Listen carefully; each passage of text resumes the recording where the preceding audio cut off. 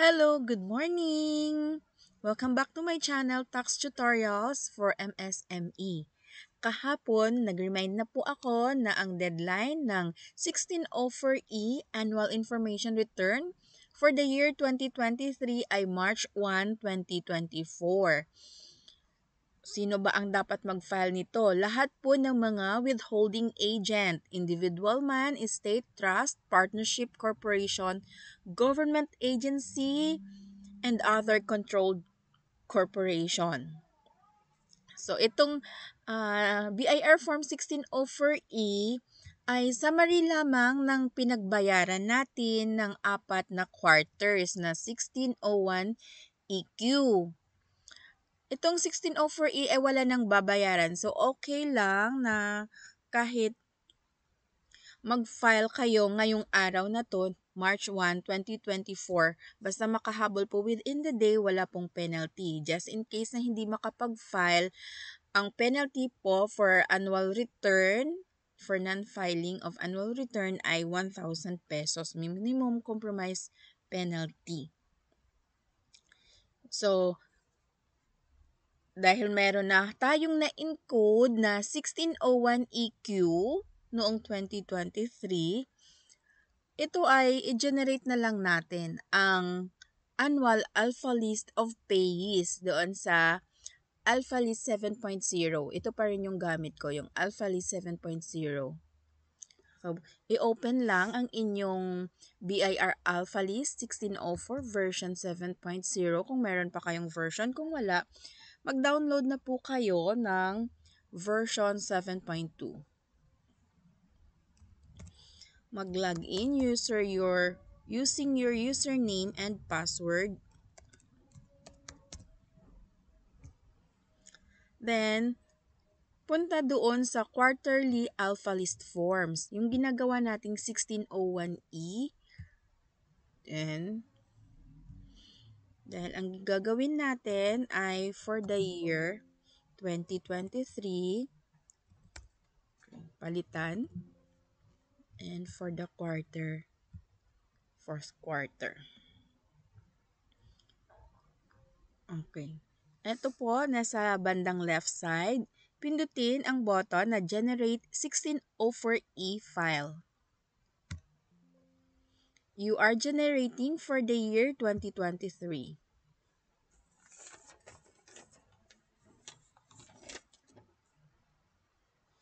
Click Save. Do you want to view the file you created? Yes. Okay, itong amount na ito, dito, 12/31/2023, dapat po equal doon sa pinagbayaran sa 1601 EQ. Lahat total na for the whole year. Kaya lang ito kasing aking taxpayer successfully created. Tandaan itong file name, nandyan siya sa, kasi kailangan i-validate. Then, back. Back na tayo. Pakita ko sa inyo, dapat tulad nito kasi nagsimula lang siyang mag-remit ng 1601 EQ noong fourth quarter. Kaya tama doon sa file na na-generate natin na ang tax due and remitted ay 252.26. So, balik na ako doon. Then,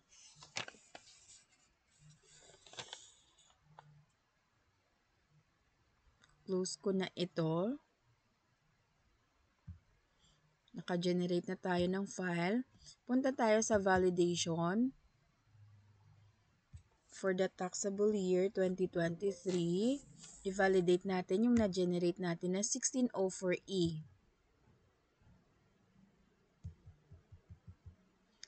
Hanapin ang .file na 1604E. Click OK. Then, validate file. Click validate file. Select.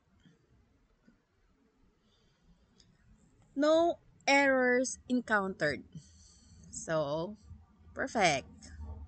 Pwede na natin itong isubmit sa esubmission@bir.gov.ph. Tandaan yung file nasa encrypted file folder siya. Click OK. Back to main.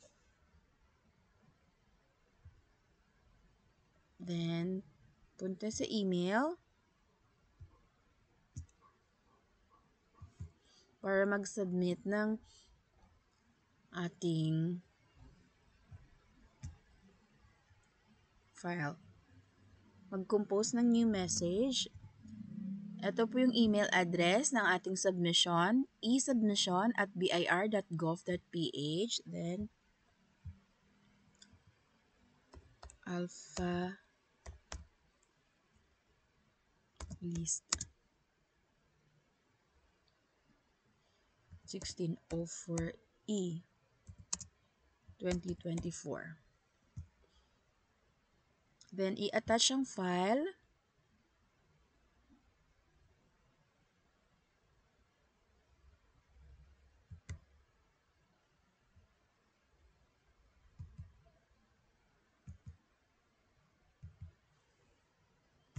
(1604E) open.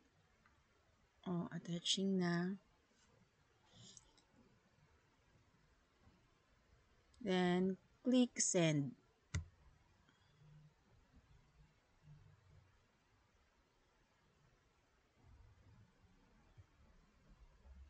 Sent na yung file.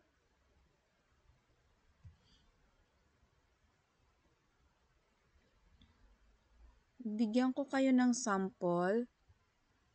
Pag nakasend na, makaka-receive ng reply galing sa e-submission.